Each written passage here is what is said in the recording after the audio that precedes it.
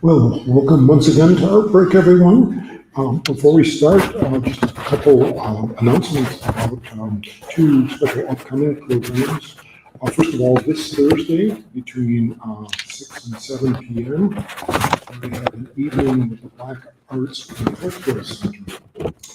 Jamie Seals and Danny Lewis from the center will be here to speak about the BACC's history, mission, vision, as well as upcoming events and opportunities. Following their presentation, there will be a conversation with audience members about the BACC's role in the larger Kalamazoo community. Important community organizations, if we're not aware of, and a great chance to sort of find out all the things they do. Then on Saturday, we're hosting a Juneteenth Community Day between 11 and 2 p.m. And there will be activities for all ages, including special gallery tours, a quilt show by local artist Eddie Boudlin and Amparalee Harris, as well as a community paper quilt project, which is a hands-on activity for anyone who would like to participate. There will also be a special art detectives. This is a program for children in which our guest today, Dr. Quincy Thomas, will read a flag for Juneteenth. And this is a highly acclaimed children's book written and illustrated by Kim Taylor, and who herself is an accomplished quilt maker. And she created individual quilts for all the illustrations in the book. So this was a pretty striking book as well as a wonderful story. And that will start at 11 o'clock. So Thursday, Black Arts Cultural Center, and Saturday, June 8th. Now, if you've had an opportunity to see the show Sugoi, 200 Years of Japanese Art, you'll notice that there are, particularly when you first walk in, a number of Japanese woodcuts. And most of these are of Kabuki actors. And there's also a woodcut showing a Kabuki play. And these actors and their costumes are highly decorative and elaborate, which makes for the stunning images in the print. Actors also use elaborate makeup and have these stylized gestures, again, all of which are conveyed in the prints of these actors. So to appreciate these works, and I think better understand Kabuki itself, I'm very fortunate to have with us today Dr. Quincy Thomas, who is an assistant professor of theater at Kalamazoo College. And I mentioned his academic work focuses on cultural marginalization and misrepresentation in the arts, particularly regarding race, gender, and sexuality. He also serves on the board of the Kalamazoo Civic Theater and is president of the Mid-Atlantic Popular and American Culture Association. Above all, he's an experienced actor, director, and playwright, which has kind of great personal insights to address the world of Kabuki. So please welcome Quincy Thomas.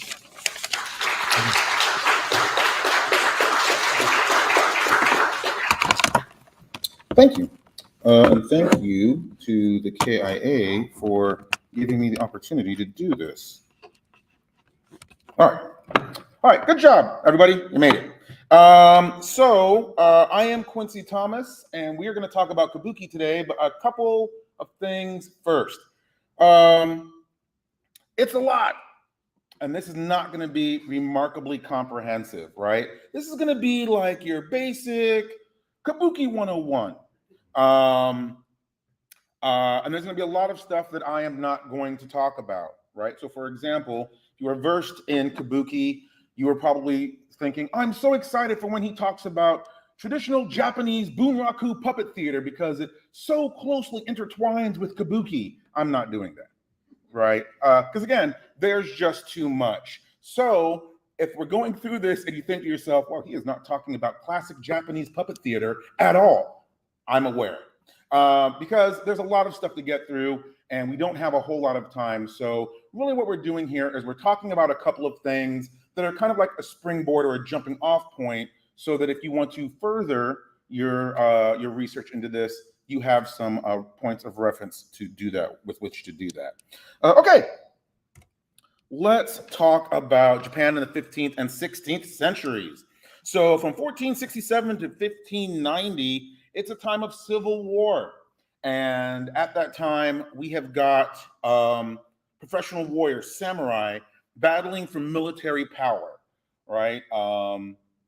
And at this point, Japan is quickly becoming a hub of trade, and that's what you want, right? You want to be able to make that money.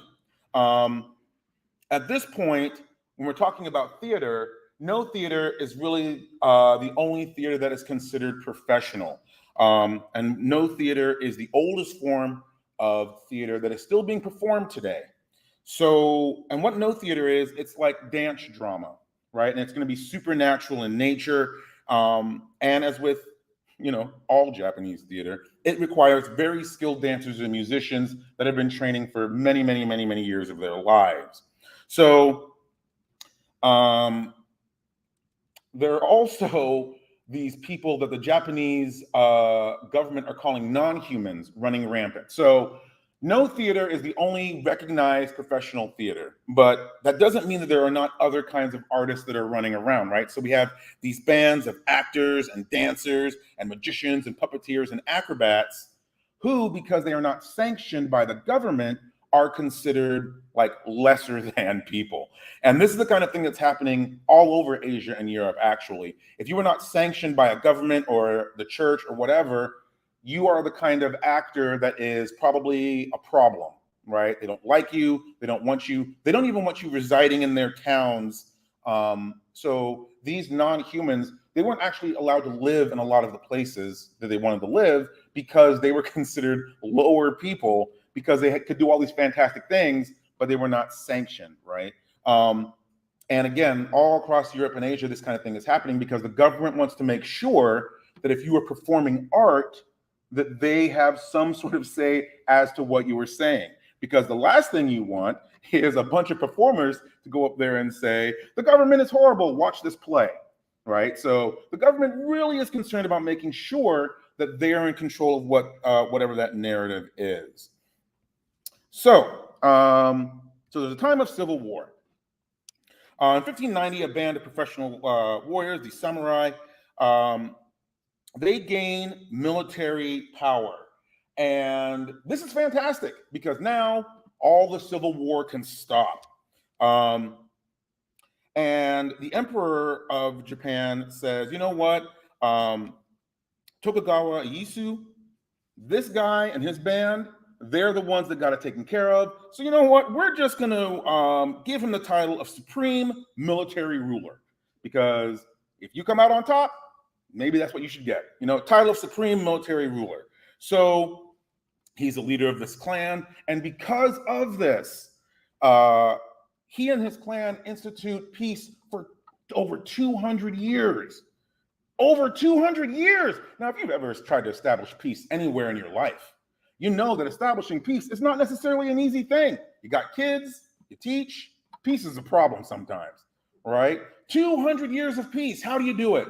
Well, we're going to talk about that.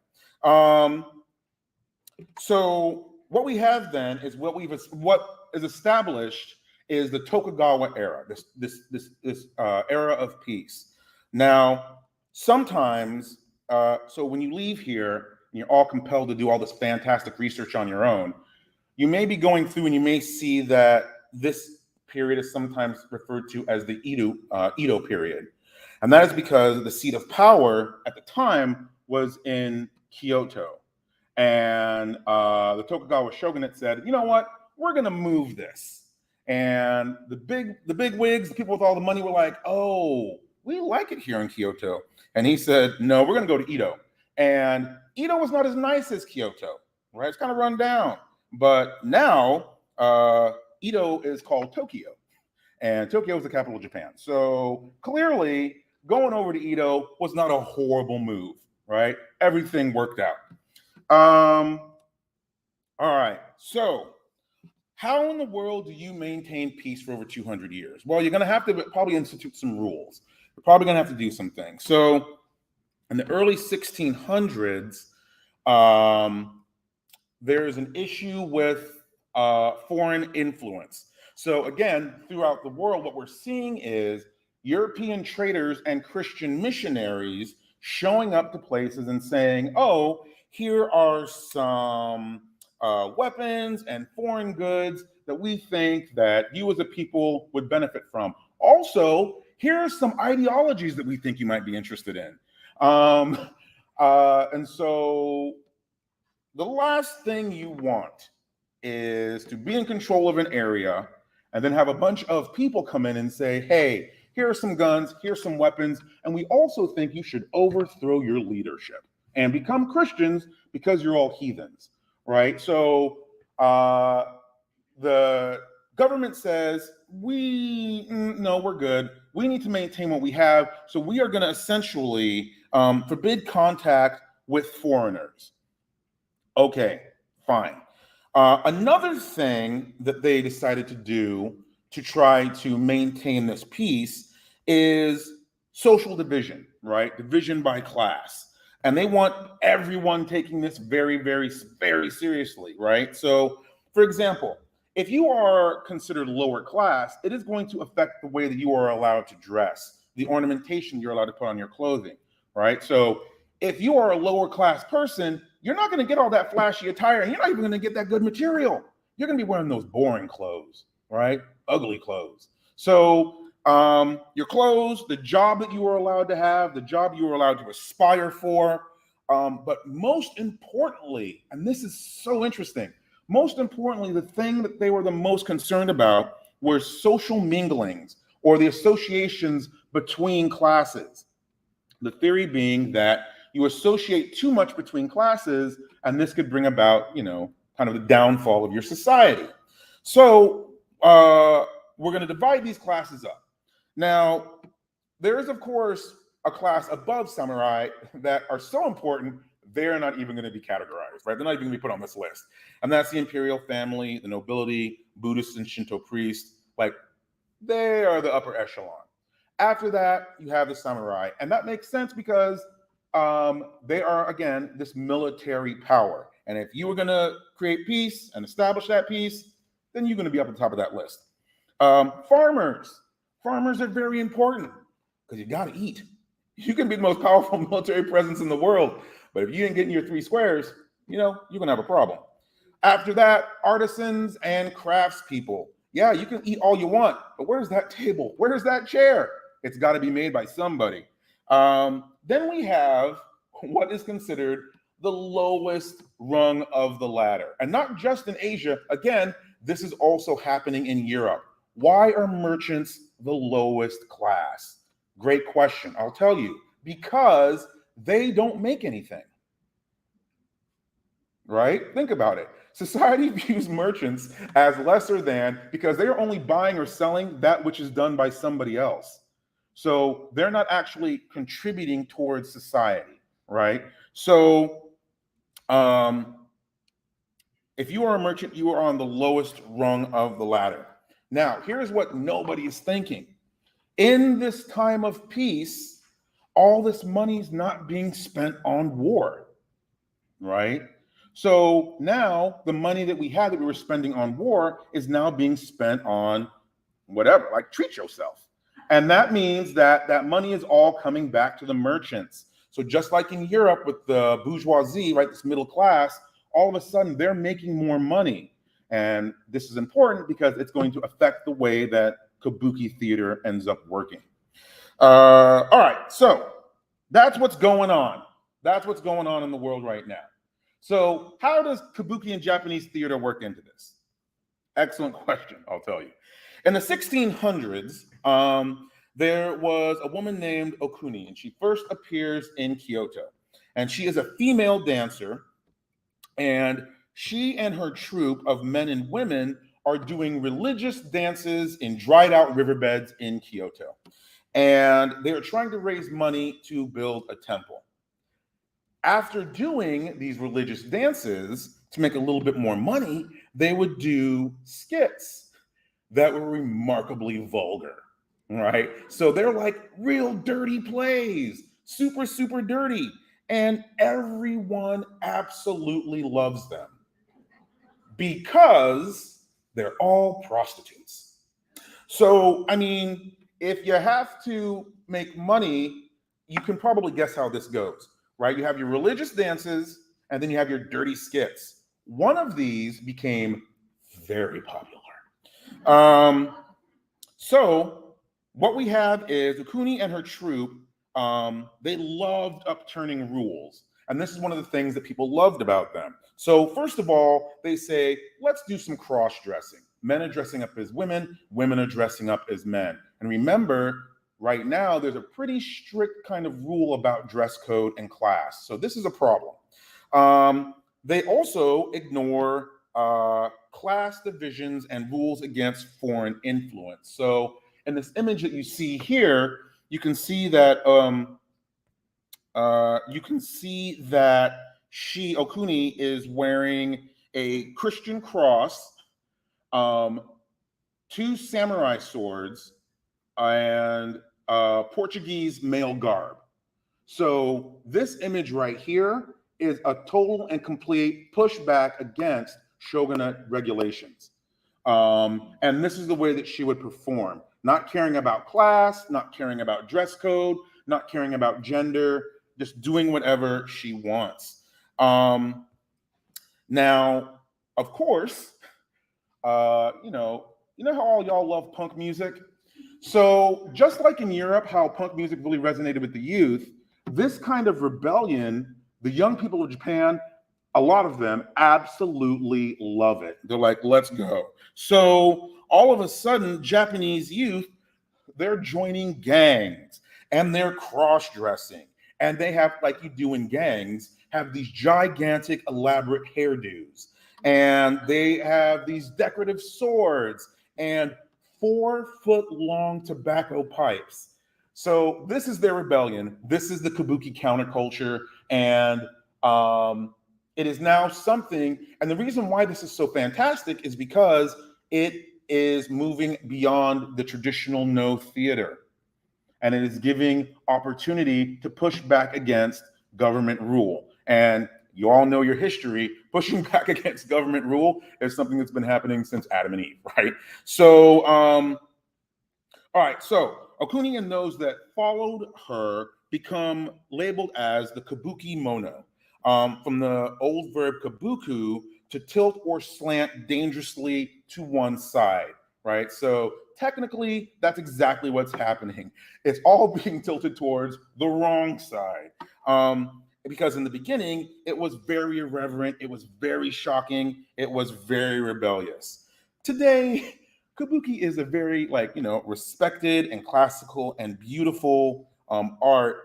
And now it's spelled with Chinese characters that mean song, dance, and skill.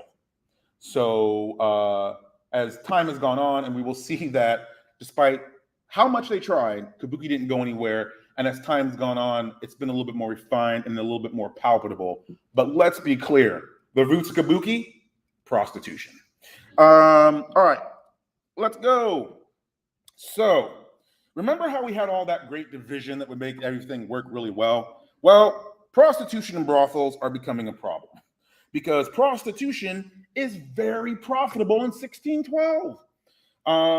And it's not just about sex, though, right? This is licensed. This is luxurious. You can go to a tea house and get an escort, like a companion. So this is a business that is really great. And one of the reasons why it's allowed is because we got to let some of that steam off of society, right? Pressure valves and all that. So during this time, a lot of troops, Kabuki troops, started showing up, trying to copy the success of Okuni. So first what we have is we have all women Kabuki troops that people absolutely love because, again, they were prostitutes. Well, then the male prostitutes were like, wait, there's money. Only the women are getting this money? So then Kabuki troops of male prostitutes started traveling. So then we have competing prostitution troupes vying for money, and it's very, very lucrative. At this point, it's so lucrative that kabuki managers say, wait a minute, what are we doing? Why don't we just create partnerships with brothels, and then brothels will get more money and kabuki troupes will get more money? And that's exactly what they did. So by the 1620s, there were kabuki troupes connected to brothels in every major Japanese city, and thus bolstering the money made by brothels and kabuki troupes. The government is concerned. They're very concerned, in fact. But what are they supposed to do? They're concerned that a total ban on kabuki will make matters worse because, again, there are a bunch of people running around with a bunch of money because they're not spending that money on war. And the government believes that the moment that you have merchants and traveling bands of artists running around towns, criminality will happen because the merchants are the lowest class of people. So you have to have something for them to do. So they didn't want to ban kabuki, but they were also a little concerned that there was a lot of prostitution going on. Now, why is this a problem? Why is prostitution a problem? According to the shogunate, the reason why the prostitution is a problem is that, yes, there were some people that had issue with the fact that soldiers were, so they'd go to see these shows, and then afterwards, they would go, have polite conversation with the actors. And these actors, who also have another job, let's not forget, did, that work at night. So now we have a bunch of soldiers going out to see plays and then spending a lot of money after that play for dalliances, let's call them.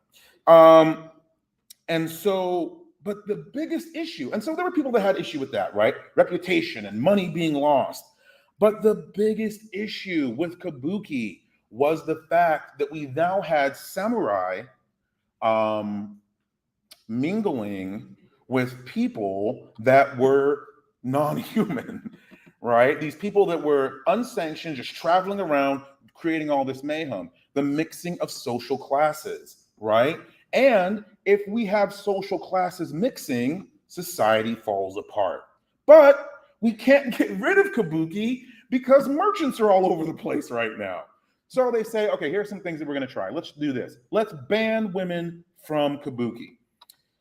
They tried this in the 1629, the 1630s, and the 1640s. Why? Because people would not stop going to watch prostitutes do kabuki. And so they said, right, fine, let's ban women. So they finally make it happen. They ban women. They say, that's going to solve the problem. But it didn't solve the problem because all that happened was the male prostitute said, oh, thank goodness women are gone. Now we can do kabuki. And so what happens is 1652, Wakushu kabuki is banned. Now, Wakushu is a kind of kabuki where young men under the age of 17 are doing the dances and they're doing the skits. And at the time, it was totally okay to eroticize young men because women and older men were very attracted to young men. So now all the young men are making all this money. And the government's like, okay, this is also not working. So let's ban young men from doing it as well. So they said, so what are we going to do? Everybody that's doing kabuki, I'm not joking, people. They said everybody that's doing kabuki, the problem is that the performers are too attractive, right? If we have ugly people doing kabuki, no one is going to pay for sex with an ugly person. So how do we create ugly people? What they decided to do was state that all men have to shave off their forelocks, which is the portion of their hair like right beyond the hairline. The theory being is if you see a man on stage with that portion of his hair gone, you are not going to be sexually attracted to that man. So that actually became the rule. Men were the only people that could do kabuki, and you had to be missing that hair. And then they started doing scalp coverings and wigs, but and that's what you see here, right? So you see this man here with the top portion of his hair missing, and then you see, and here is what we on the left, and then this person sitting down here. These are the young men that are used as like objects of sexuality in the plays. So they have special hair, they're wearing special types of clothing. And this is a no-go for the shogunate. They're like, we need to create ugly people, and that's how we're going to do it. So how did this kind of thing work? Well, in the 1600s, remember that okoni started in riverbeds. And for a long time, everybody was just doing that. And then in this about 1724, all across Asia and Europe, indoor theaters become very, very, very popular, right? And that's happening because we are having more people that are seeing more theater. Why are people seeing more theater? Because they have more money to spend, right? And the merchants, the lower class people in Asia and Europe are saying, we want theater that isn't necessarily for the rich people. And we want theater that's irreverent. We want theater that's dirty. And so more people are doing theater, more people want to see theater. We need indoor theater spaces. So what they did for kabuki was they basically just took the no theater and took out the pillars and took off the roof. So if you want to know what no theater stages were like, it's like this with a roof and pillars. Well, one of the things that they added was the hanamichi, which is a bridge. So like think about current day, like contemporary theater, a thrust stage, right? So you have like a proscenium stage, but then you have a thrust stage, which kind of allows the stage to go out into the audience. Think about it like that, right? Like the ability to get an actor out into the audience. And sometimes they had this bridge on both sides of the stage. The kakawari, the very back, where like we might be doing scene changes and stuff like that. Remember that. All right. So what would happen is usually, there we go. Originally audience members sat on rice straw mats in galleries or on the floor, right? And then remember that backstage area that I was talking about.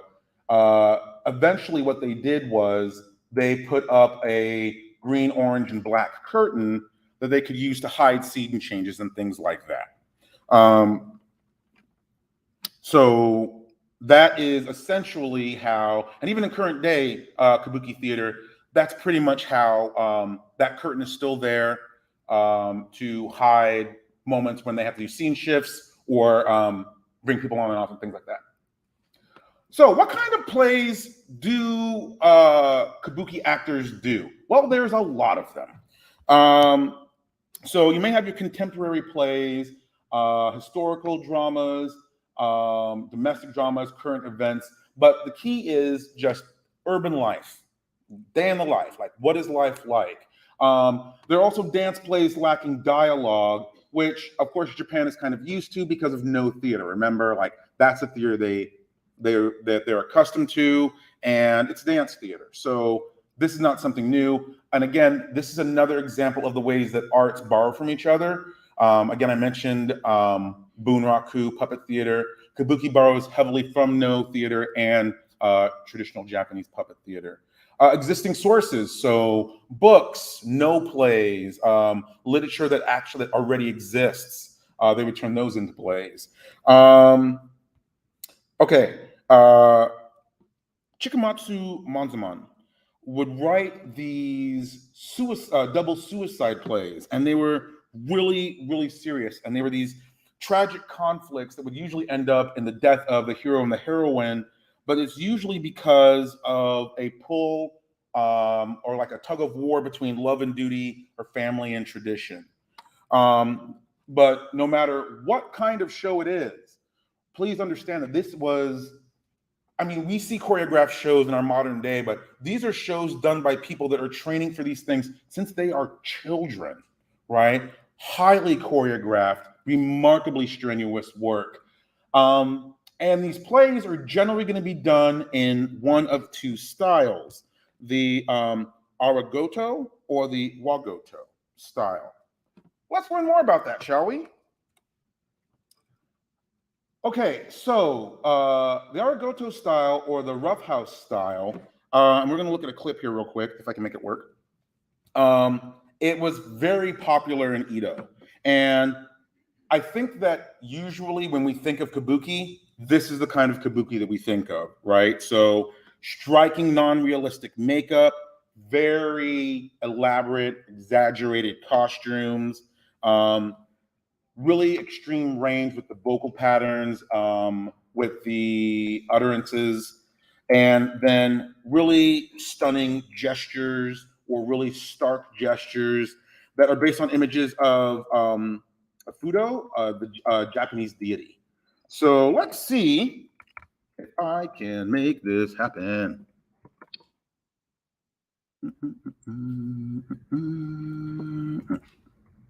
Oh, yeah.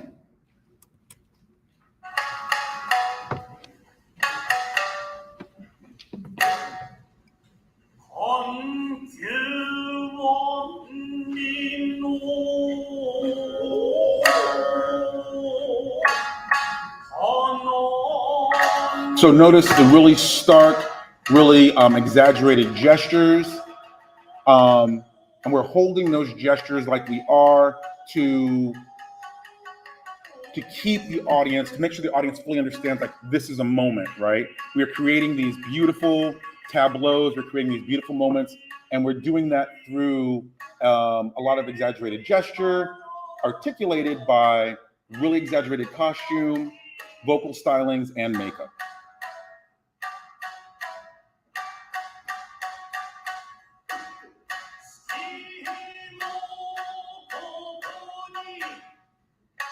All right. And the next style, Rigoto style, is everything is essentially just more realistic, right? We are dialing, we got Kabuki at an 8, we're dialing it down to a 2.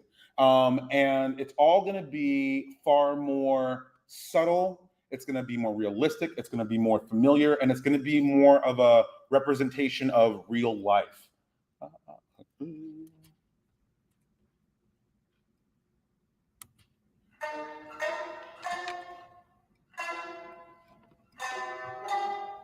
So right away, you notice everything is dialed down, right? It's a lot less extravagant. It's a lot quieter. It's a lot more subtle.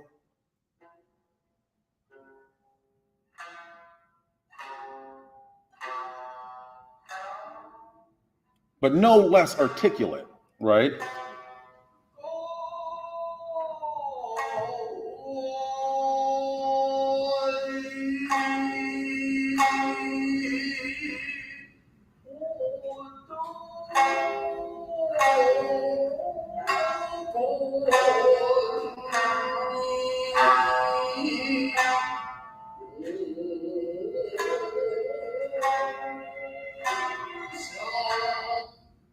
So we got two different styles, but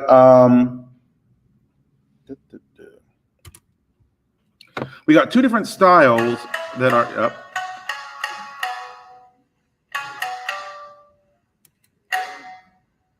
You know what we're gonna do? How about we just do this? Boom. All right.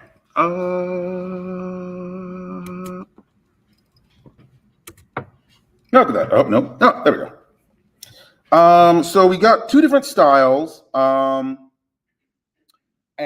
two different emphases on makeup, costumes, voice, and physicality, but still very beautiful, still requiring a ton of training, and still very articulate, just doing two different types of work. So now Kabuki is done by men. It's still done by men. And usually people that do that work now are from families of Kabuki performers. If they are not, they are training as children at the National Theater. And despite the work to try to ban Kabuki, like all art, it just kind of shifted it just kind of shifted every time someone tried to put an obstacle in its way. So, for example, when they banned women and men from doing that particular kind of work, Onagata Kabuki shows up, and that is male performers performing as women, right? So that kind of Kabuki does not that still allows for the feminization of characters in that work. So even though they tried to ban women, that kind of thing is still happening. So the way that Kabuki works now is because of the way that they tried to stop it, and of course you can't. So let's say hypothetically you thought this was amazing, and you're like, I wish there was a way that I could see some woodblock Kabuki prints in an exhibit locally. Well, you are in luck, right? Because the Sugoi exhibit is open up here. It is absolutely amazing. Go see these woodblock prints. They are beautiful, and you will find so much more information than what I gave you here. But yeah, that's it. That is Kabuki in a nutshell. Thank you.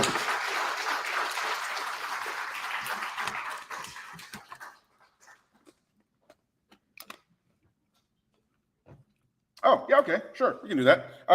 Questions? Yes.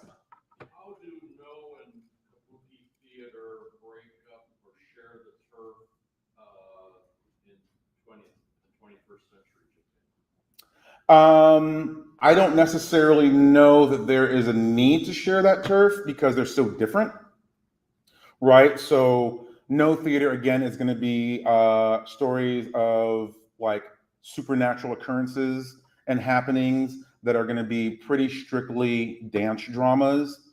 And then Kabuki theater is going to be a little bit more broad, and a lot of times deal with contemporary issues, more dramatic, realistic issues. So I would suggest that perhaps they don't have to vie for the same space. Anybody else? Yeah. Are modern youth changing Kabuki? That's an excellent question. I do not know. If I had to guess, I would guess that it is probably a pretty closed patriarchal system that doesn't allow for women or a lot of younger people's influence. It's probably very classical now and very rigid, as opposed to the beginning, as all great art movements are. Anybody else? Yes. Were the woodblock prints simply advertising, sort of posters for the theater, and was there a point where they became collector's item, and how did that happen? Yes, I don't know. Yeah, so like a lot of them were designed to be advertisements, like come see this particular actor, because at this point in time, like one actor, again, in Asia and Europe, one actor is going to do like a bunch of things. And so if you want people to, it's not unlike now, right? Chris Hemsworth is in this movie. Come see this movie. Here's a woodblock print of Chris Hemsworth. No, here's a poster though, right? And yes, they then started turning into collector's items. When that is, I do not know. Oh, but that information is probably out in the exhibit. Let's do a treasure hunt. Anybody else? Yes. I was wondering how this overlaps or bridges the anime that's out now. Here's something interesting. You'd be surprised how many of the names, cities, and everything that I've mentioned today are the names of popular anime characters or television shows or things like that. I would suggest that the animators that are doing that kind of work and they're writing the manga and stuff like that are intentionally seeding Japan's past into popular culture to use something that young people don't know, to use something that young people know to teach them something that they don't. Anybody else? All right. Well, if not, go out there, seize the day, have a fantastic, what day is this? Tuesday?